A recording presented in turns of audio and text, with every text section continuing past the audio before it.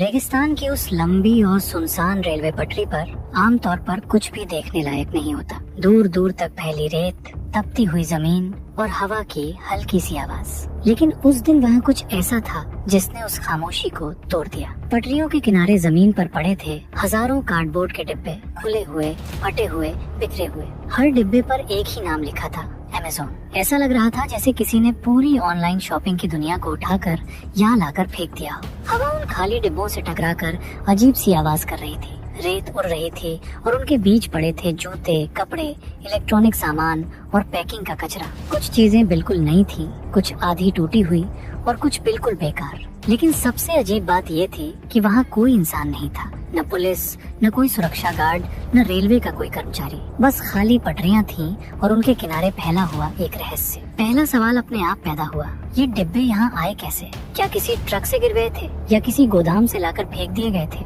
लेकिन जितना ज्यादा उस जगह को देखा जाता, उतना साफ होता गया कि ये कोई हादसा नहीं था। डिब्बे यूं ही नहीं फटे थे, हर पैकेट को सोच समझकर खोला गया था, कीमती सामान निकाला गया था और कम कीमत वाली चीजें वहीं छोड़ दी गई थी। ये किसी घबराए हुए चोर का काम नहीं लग रहा था। फिर सवाल और गहरा हो गया, अगर ये चोरी थी तो ट्रेन रुकी कैसे? ये कोई स्टेशन नहीं था जहाँ मालगाड़ी आराम से रुकती हो। यहाँ ट्रेनें सिर्फ धीमी होती हैं और आगे निकल जाती हैं। तो फिर किसने तय किया कि यहीं रुकना है? किसे इतना भरोसा था कि खुली पटरियों पर एक पूरी मालगाड़ी को रोका जा सकता है और कोई सवाल नहीं पूछेगा? जिस तरह से ये काम किया गया था, उसमें न जल्दबाजी दिखती थी और न डर। कोई हड़बड़ी नहीं, कोई घबराहट नहीं, सब कुछ शांत, नियंत्रित और आत्मविश्वास से भरा हुआ था। जैसे करने वालों को पहले से पता हो कि उन्हें क्या करना है, कितना समय लेना है और कब निकल जाना है। ये दृश्य किसी एक रात की गलती नहीं लग रहा था, बल्कि किसी बड़ी और गहरी योजना का हिस्सा महसूस हो रहा था। और शायद सबसे डरावनी बात यही थी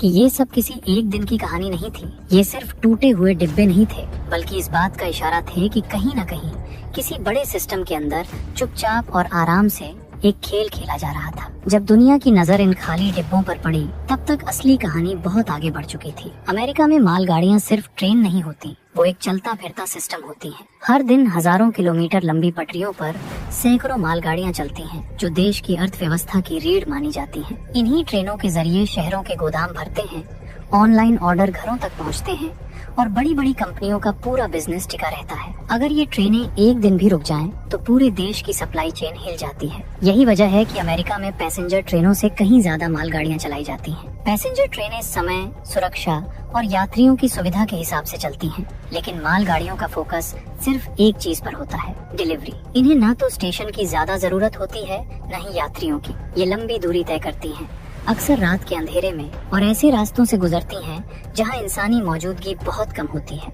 रेगिस्तानी इलाके इन्हीं रास्तों में से एक हैं। कैलिफोर्निया और आसपास के राज्यों में ऐसी कई रेल लाइनें हैं जो सुनसान जमीन, पहाड़ियों और रेगिस्तान के बीच से गुजरती हैं। इन इलाकों में जमीन सस्ती होती है, रास्ते सीधे होते हैं और शहरों की भीड़ से बचा जा सकता है। कंपनियों के लिए ये रूट सस्ते और आसान होते हैं, लेकिन यही आसान रास्ते बाद में बड़ी कमजोरी बन जाते हैं। अब सवाल उठता है कि इन ट्रेनों की सुरक्षा की जिम्मेदारी किसकी होती है? यहीं पर पूरा सिस्टम उलझ जाता है। रेलवे कंपनियां कहती हैं कि वो ट्रेन चलाने की जिम्मेदार हैं। हर मीटर की सुरक्षा संभव नहीं। प्राइवेट सिक्योरिटी का दायरा सीमित होता है, वो हर रेगिस्तानी पटरी पर गार्ड नहीं बिठा सकते। और स्टेट पुलिस के लिए हजारों किलोमीटर की पटरियों पर नजर रखना लगभग नामुमकिन है। तीनों की जिम्मेदारी कहीं न कहीं अधूरी रह जाती है, कोई पूरी तरह से जिम्मा नहीं लेता और यही खाली जगह सबसे बड़ा खतरा बन जाती है। जनवरी 2022 की शुरुआत में कैलिफोर्निया के लॉस एंजलिस के बाहरी इलाकों में रहने वाले कुछ लोगों ने एक अजीब सी चीज नोटिस की। रोज की तरह रेगिस्तान से होकर गुजरने वाली मालगाड़ियों पर किसी ने ज्यादा ध्यान नहीं दिया था, लेकिन इस बार रेलवे ट्रैक के पास जमीन पर कुछ अलग दिख रहा था। खाली डिब्बे, फटी हुई पैकिंग और बिखरा हुआ सामान। शुरुआत में किसी ने इसे गंभीरता से नहीं लिया। लोगों को लगा कि शायद कोई पुराना कचरा होगा या किसी ट्रक से गिरा हुआ सामान। लेकिन जैसे जैसे दिन बीतते गए, वही दृश्य बार बार दिखने लगा। हर बार वही जगह, वही रेगिस्तानी पटरी और वही खाली डिब्बे। फर्क बस इतना था कि अब उनकी संख्या बढ़ती जा रही थी। कुछ स्थानीय लोगों ने तस्वीरें ली और सोशल मीडिया पर डाल दी। उन तस्वीरों में साफ दिख रहा था कि डिब्बे किसी आम कचरे जैसे नहीं थे। हर पैकेट खोला गया था और अंदर से सिर्फ कीमती सामान निकाला गया था। यहीं से मीडिया की नजर इस मामले पर पड़ी। शुरुआत में न्यूज रिपोर्ट्स भी उलझन में थी। कोई इसे सप्लाई चेन की गलती बता रहा था, कोई इसे वेयरहाउस की लापरवाही। कुछ रिपोर्ट्स में कहा गया कि शायद ट्रेन से सामान गिर गया होगा, लेकिन ये बातें ज्यादा देर तक टिक नहीं पाई क्योंकि तस्वीरें कुछ और ही कहानी कह रही थी। इस पूरे समय के दौरान जिन कंपनियों के नाम इन डिब्बों पर लिखे थे वे लगभग चुप थी। न कोई साफ बयान, न कोई पूरी जानकारी। सिर्फ छोटे छोटे शब्दों में इतना कहा गया कि मामला देखा जा रहा है। अंदर क्या हुआ, कितनी ट्रेनें प्रभावित हुईं या कितना नुकसान हुआ, इन सवालों का कोई सीधा जवाब नहीं मिला। धीरे धीरे एक बात साफ होने लगी कि ये मामला किसी एक ट्रेन तक सीमित नहीं था। ये कोई एक रात की चोरी नहीं थी। अलग अलग दिनों में अलग अलग जगहों पर लगभग एक जैसे निशान मिल रहे थे। वही खुले डिब्बे, वही चुना हुआ सामान और वही खामोशी। लेकिन उस वक्त तक कोई भी इसे एक बड़े पैटर्न के तौर पर नहीं देख रहा था। हर घटना को अलग अलग माना जा रहा था। किसी को अंदाजा नहीं था कि ये सिर्फ शुरुआत है। असली तस्वीर तब सामने आई जब बाद में इन घटनाओं को जोड़कर देखा गया और समझ आया कि जनवरी 2022 में जो दिखा वो दरअसल एक बहुत बड़े खेल का पहला संकेत था। रात का अंधेरा कैलिफोर्निया के रेगिस्तान पर धीरे धीरे उतर रहा था, लेकिन जिन लोगों की नजर इस ट्रेन पर थी उनके लिए ये कोई आम रात नहीं थी। ये वो लोग थे जो हफ्तों से नहीं बल्कि महीनों से एक ही चीज देख रहे थे। रेलवे टाइमिंग, ट्रैक की लोकेशन और वो ट्रेनें जो शहर की भीड़ से निकलकर रेगिस्तान की खामोशी में दाखिल होती थी। उनके लिए ये सिर्फ लोहे की पटरियों पर दौड़ती ट्रेन नहीं थी, बल्कि एक चलता फिरता गोदाम था जिसमें करोड़ों का सामान भरा हुआ था। योजना की शुरुआत किसी हथियार से नहीं हुई थी, बल्कि डेटा से हुई थी। कौन सी ट्रेन किस दिन निकलेगी, कितने कंटेनर होंगे, किस सेक्शन में स्पीड कम होती है, ये सब बातें रिकॉर्ड की जा रही थी। ऐसा लग रहा था जैसे कोई स्टूडेंट किसी बड़े एग्जाम की तैयारी कर रहा हो। हर ट्रेन को मैप पर मार्क किया गया, हर स्टॉप को नोट किया गया। धीरे धीरे एक पैटर्न सामने आया। कुछ रूट ऐसे थे जहां ट्रेन मजबूरी में धीमी हो जाती थी। रेगिस्तान का वो हिस्सा जहां न कैमरे थे, न लोग, न तुरंत पहुंचने वाली पुलिस। कंटेनरों का चुनाव भी सोच समझ कर किया गया था। हर डिब्बा नहीं, हर बॉक्स नहीं। बाहर से देखकर ही समझ लिया जाता था कि कौन सा कंटेनर महंगे ब्रांड्स का है और कौन सा नहीं। ऐसा नहीं था कि ट्रेन पर हमला अचानक हुआ हो। ये हमला उस ट्रेन पर था जिसे पहले से चुना जा चुका था। जब ट्रेन उस हिस्से में दाखिल होती तब तक सब कुछ तैयार रहता। गाड़ियां पहले से पास में खड़ी होती, लोग अपने अपने काम के लिए तय होते। किसी के हाथ में औजार, किसी के दिमाग में टाइमिंग।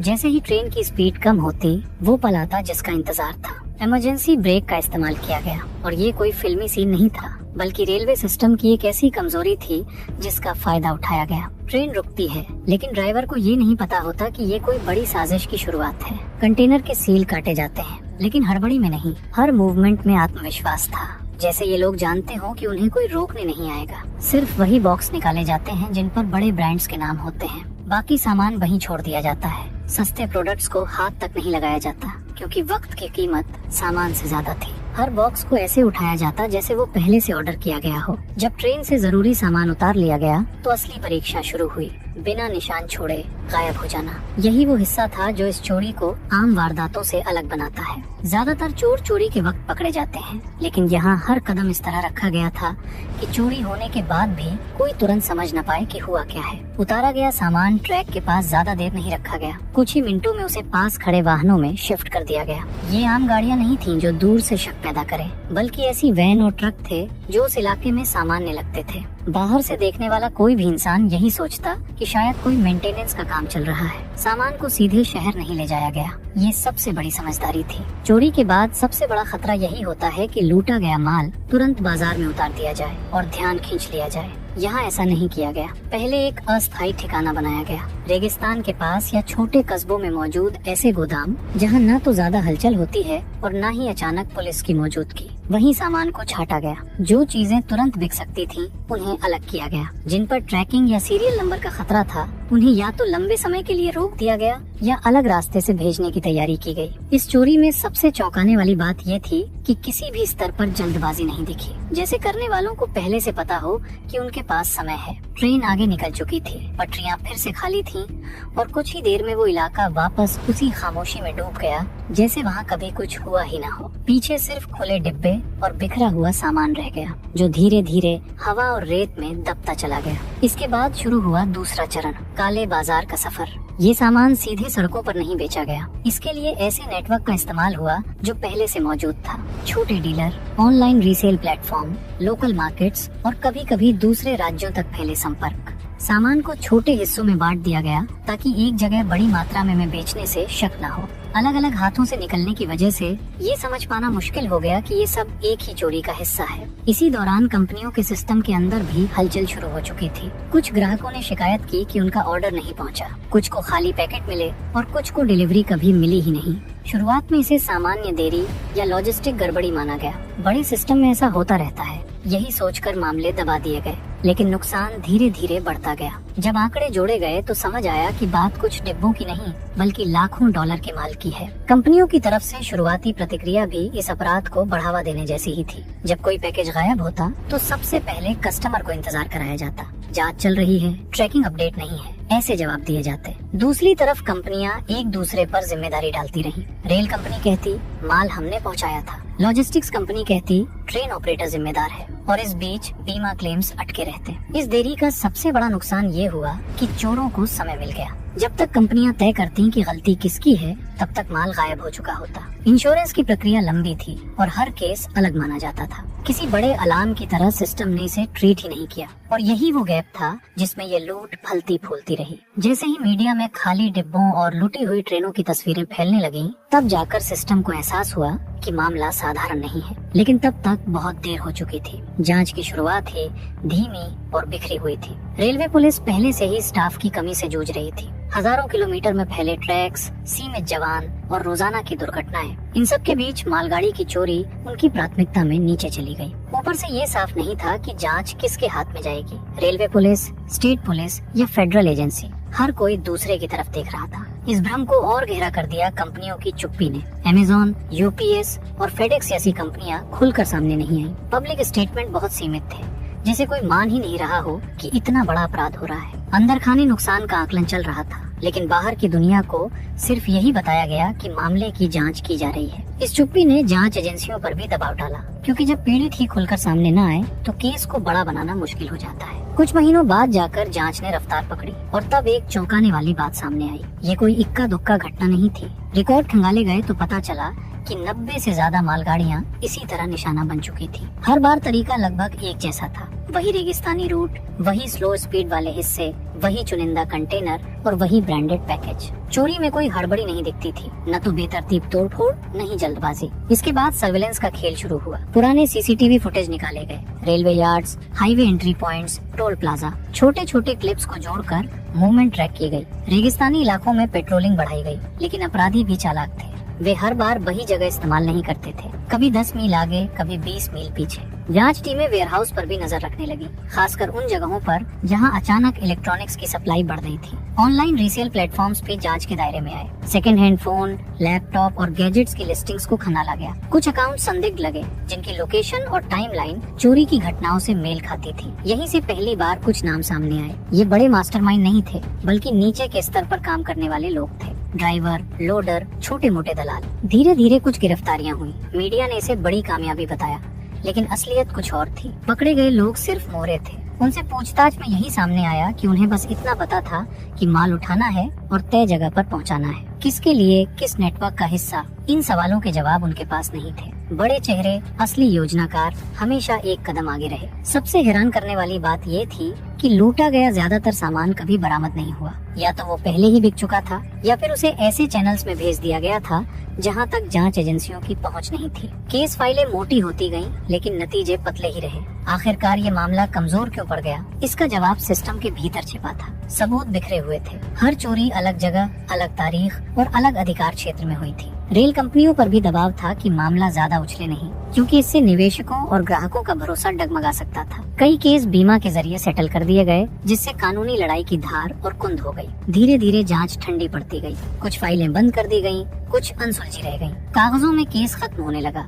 लेकिन अपराध पूरी तरह रुका नहीं। यही इस कहानी की सबसे डरावनी सच्चाई थी। सिस्टम ने राहत की सांस ली, लेकिन सवाल अब भी हवा में तैर रहा था। क्या सच में इंसाफ हुआ, या फिर सिर्फ फाइल बंद हुई? क्योंकि यहाँ अपराध बंद नहीं हुआ था, सिर्फ उसे देखने वाली आंखें थक गई थी। जब रेगिस्तान में बिखरे हुए हजारों फटे हुए डिब्बों की तस्वीरें पहली बार सोशल मीडिया पर आई तो किसी को अंदाजा नहीं था कि ये तस्वीरें इतना बड़ा तूफान खड़ा कर देंगी। सोशल मीडिया पर गुस्सा साफ दिख रहा था। जिन लोगों का सामान गायब हुआ था वे सिर्फ रिफंड से संतुष्ट नहीं थे, उनके लिए बात पैसों से ज्यादा भरोसे की थी। अगर मेरी दवाइयाँ या जरूरी सामान होता तो ये सवाल बार बार दोहराया जा रहा था। कुछ यूजर्स ने रेलवे सिस्टम पर सवाल उठाए तो कुछ ने बड़ी कंपनियों पर उंगली उठाई कि वे सुरक्षा में निवेश क्यों नहीं करती। यहीं से मामला राजनीतिक बहस में भी घुस गया। कुछ नेताओं ने इसे राष्ट्रीय सुरक्षा से जोड़ दिया। संसद और स्टेट असेंबली में सप्लाई चेन क्राइसिस शब्द गूंजने लगा। बहस इस बात पर होने लगी कि क्या अमेरिका की लॉजिस्टिक रीढ़ कमजोर हो चुकी है? क्या निजी कंपनियों और सरकारी एजेंसियों के बीच जिम्मेदारी का बंटवारा ही सबसे बड़ी कमजोरी है, जबकि जनता का भरोसा पहले ही डगमगा चुका था। इस पूरे घटनाक्रम का सबसे बड़ा असर शायद अदृश्य था। सिस्टम पहले से ज्यादा सतर्क हो गया, लेकिन पूरी तरह निश्चिंत नहीं। बदलाव हुए, नियम बदले, तकनीक आई, पर रेगिस्तान में बिखरे उन डिब्बों की तस्वीरें याद दिलाती रहीं कि अगर सिस्टम में एक छोटा सा ब्लाइंड स्पॉट रह जाए तो वही अगली बड़ी कहानी बन सकता है। आज के दौर में अपराध का चेहरा तेजी से बदल रहा है। पहले अपराध सिर्फ हथियार और हिंसा तक सीमित थे, लेकिन अब नया क्राइम केवल जानकारी और डिजिटल चालाकियों पर आधारित है। बैंक, रेलवे या किसी भी बड़ी कंपनी की सुरक्षा भले ही मजबूत हो, लेकिन अगर भरोसे और डेटा का गलत इस्तेमाल हो जाए तो करोड़ों रुपए कुछ ही मिनटों में गायब हो सकते हैं। हमने देखा कि ये ट्रेन डकैती भले ही भौतिक रूप से आकर्षक थी, लेकिन असली खेल तो विश्वास और चालाकी का था। लेकिन अगर हम सतर्क रहें और सूचना को ही हथियार बनाएं, तो इन अपराधों को मात दी जा सकती है। आखिर में ये कहा जा सकता है कि ये सिर्फ एक ट्रेन की डकैती की कहानी नहीं थी, ये एक बड़े सच की कहानी है कि असली चोरी हमेशा केवल पैसा नहीं होती, ये भरोसे और सोच की चोरी होती है।